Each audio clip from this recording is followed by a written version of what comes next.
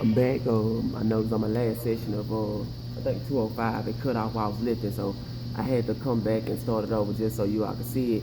But then I'm gonna transition into the next point that I was making about, like I say, once you establish that emotional climate to revisit conversations and discuss whatever your differences is constructively without exacerbating the situation, then you can transition into the next stage of one of the conversations we were having about something affecting me, and I was telling my lady friend that and she didn't understand it. 205.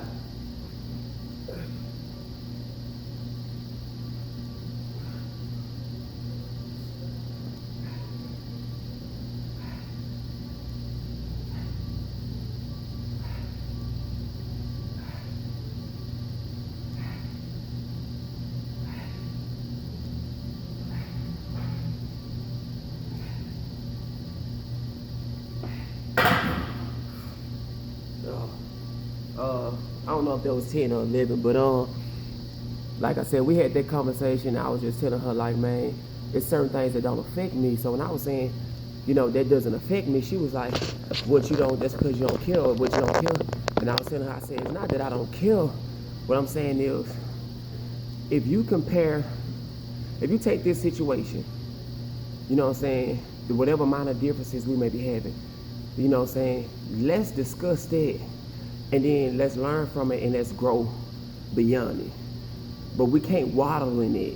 You know what I'm saying? That's exacerbating the situation. And when it comes to just minor infractions in life, it doesn't affect me, because when you compare foolishness that I process as distractions, when you take these minor infractions and you weigh them next to things that are priority in my life, the things I'm responsible for, they don't carry much weight. So, all things being equal, if you was to weigh them, it's just a tilt of the scale. It don't carry much weight with me. So that's why I say it doesn't affect me, because the only thing it can do is be a distraction. It distracts me from my purpose, my priority, and the things I'm responsible for.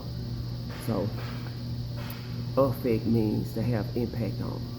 It doesn't impact me in that manner. But I appreciate y'all for tuning in, and feel free to comment. I would love to read your responses, respond, and take this conversation to the next video. So as always, it's your boy Disciple Deshaun, and I think I'm about to go up again. But I appreciate you for tuning in.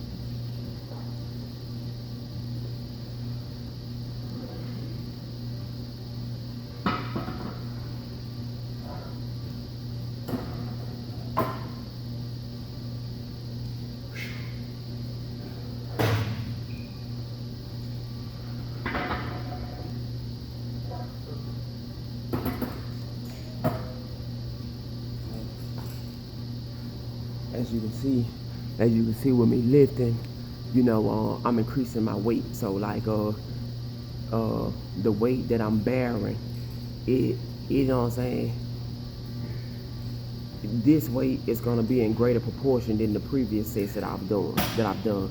But I'm steady going the distance and I'm bearing more weight, and it's gonna produce greater results because I'm making a greater demand on myself to be able to perform at that level. And that's how life works. Like they say, to whom much is given, much is tested. You know what I'm saying? So I'm just like in life, that's why I like coming to the gym. In life, I'm transitioning to a higher stage in life.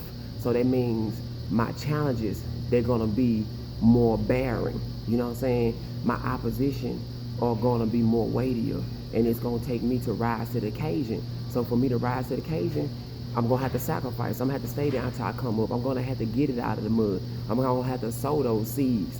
You know what I'm saying? And I gotta water those seeds with words of affirmation. And I gotta pluck those weeds out by demonstrating my deeds and efforts through my actions. But that's just me though. You know what I'm saying? So it's your boy Disciple Deshaun, man. I would love to hear back from you. Don't hesitate to share. Don't forget to subscribe and leave a comment down below. Let's get it. On this Red Bull.